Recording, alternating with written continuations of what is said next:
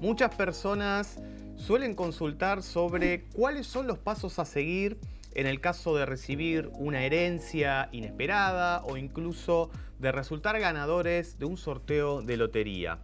Esta conversación se convirtió en un tema prácticamente recurrente y lo que llama la atención es que la mayoría de estas personas tiende a considerar opciones que, por lo menos desde el punto de vista financiero, podrían no ser las más acertadas. Un ejemplo bastante común es esa inclinación a adquirir una propiedad con el fin de obtener ingresos por alquiler. En este video vamos a contarte algunos de los puntos negativos de invertir en una propiedad y desde nuestro punto de vista, qué alternativas de inversión podrían ser más interesantes para invertir una suma aproximada de $100.000. Antes de comenzar, recuerden que pueden suscribirse al canal de Inversor Global, activar también las notificaciones para poder estar atentos a los próximos contenidos de este canal. A ver, dijimos que hay ciertas cuestiones que debemos considerar si queremos invertir en una propiedad.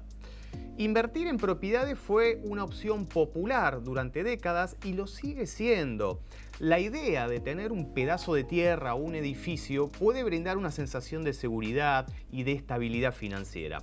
Sin embargo, si bien las inversiones inmobiliarias tienen sus ventajas, es importante reconocer que no siempre son la mejor manera de obtener grandes retornos a lo largo del tiempo.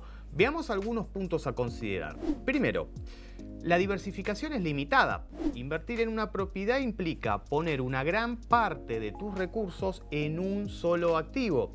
Esto puede reducir tu capacidad de diversificación, de diversificar tu cartera de inversiones, justamente. Y la diversificación es fundamental ¿para qué? Para reducir el riesgo y aprovechar las oportunidades de crecimiento en diferentes sectores y clases de activos.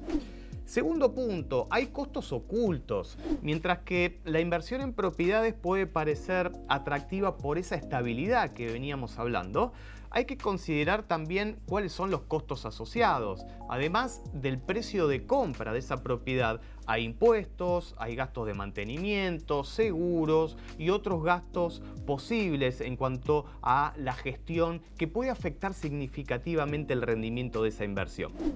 Tercer punto, la liquidez es limitada. Una propiedad no es un activo líquido. Si necesitamos acceso rápido a ese capital, bueno, vender una propiedad puede ser un proceso largo y complicado. Cuarto punto, los rendimientos suelen ser bajos a corto plazo. Si bien una propiedad puede aumentar de valor con el tiempo, los rendimientos a corto plazo pueden no ser tan altos con lo que podrías obtener de, por ejemplo, otras inversiones. Tengamos en cuenta que el mercado inmobiliario puede experimentar ciclos de crecimientos que son más lentos en comparación con otros, ¿sí? Con otros vehículos de inversión o tipos de inversión. Por supuesto, depende también la región o el país en el que vayamos a invertir en propiedades.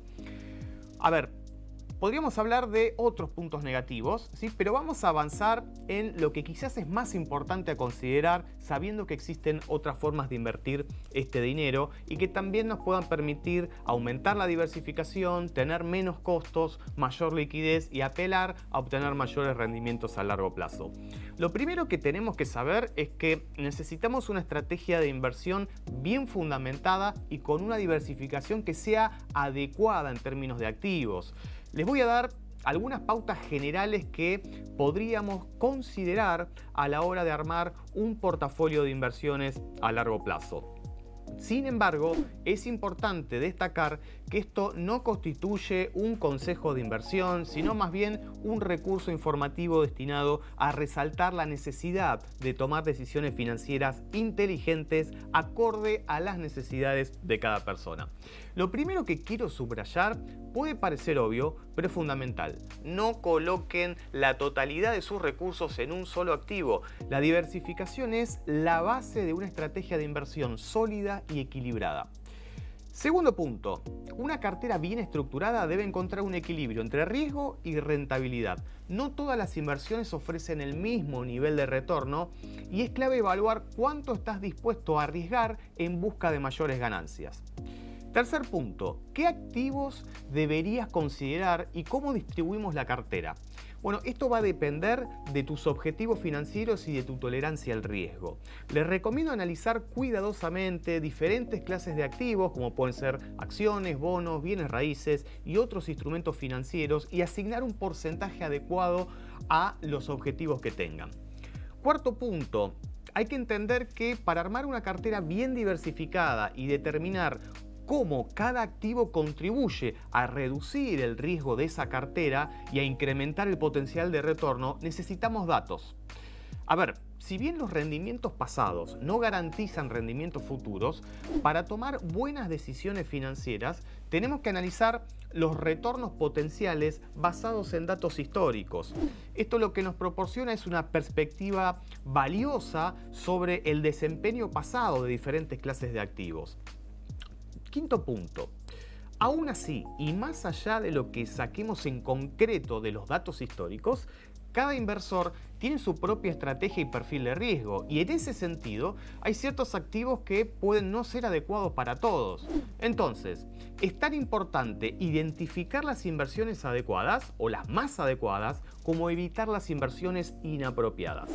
Ahora bien, ya sabemos que para armar una cartera hay que diversificar en diferentes tipos de activos, tenemos que entender qué posibles retornos suelen dar cada uno de estos activos a largo plazo, contemplando los rendimientos históricos, y solo ahí o recién ahí escoger los activos que se adapten a los requisitos de riesgo y de rentabilidad que cada uno de nosotros aspiramos a tener. Puede que al principio te resulte algo difícil, pero es quizás el paso más importante que vas a dar a lo largo de tu vida como inversor. A ver, estás armando la estructura, la base de lo que va a ser tu cartera de inversiones a largo plazo. Quizás una cartera se va a mantener toda la vida, ¿sí? Tranquilamente, independientemente de que después puedas hacer distintos cambios a lo largo del camino. Para ayudarte en este proceso y que puedas tomar solo como referencia, te voy a contar cómo sugiere armar una cartera con todas estas características que hablamos en este video uno de los mejores inversores de todos los tiempos, Ray Dalio. La estrategia es muy conocida, quizás la han escuchado nombrar en algún momento. Esta estrategia es la cartera de las 4 estaciones.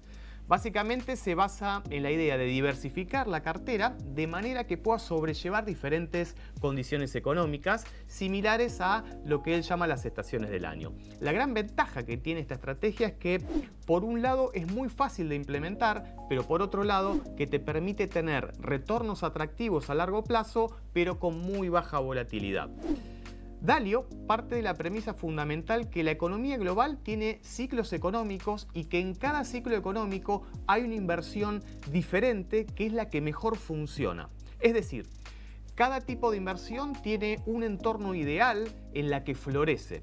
Según Ray Dalio, hay 4 variables que mueven el precio de los activos: la inflación, la deflación, el crecimiento económico y la ralentización del crecimiento económico. Y en base a estas variables se puede formar 4 estaciones económicas: una alta inflación, otra de baja inflación, una de fuerte crecimiento económico y otra de bajo crecimiento.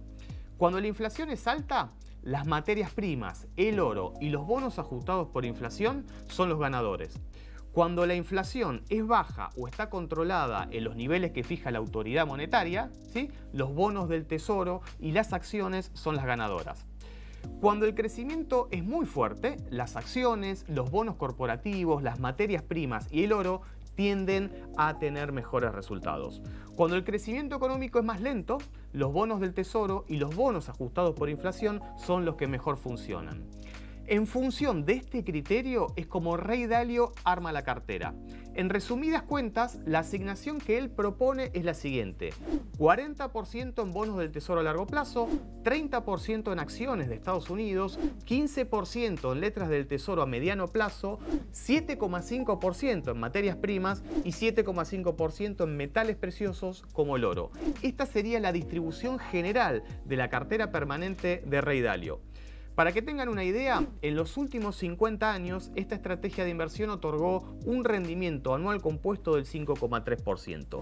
Para muchos es un rendimiento mediocre, para otros quizás es suficiente, considerando por supuesto la seguridad que brinda este portafolio. Mi opinión personal, en función de mi forma de invertir y en lo que me siento más cómodo, tiene esta cartera mucha exposición a la renta fija y a inversiones cíclicas como las materias primas. A mí me gusta más o prefiero un portafolio 60-40.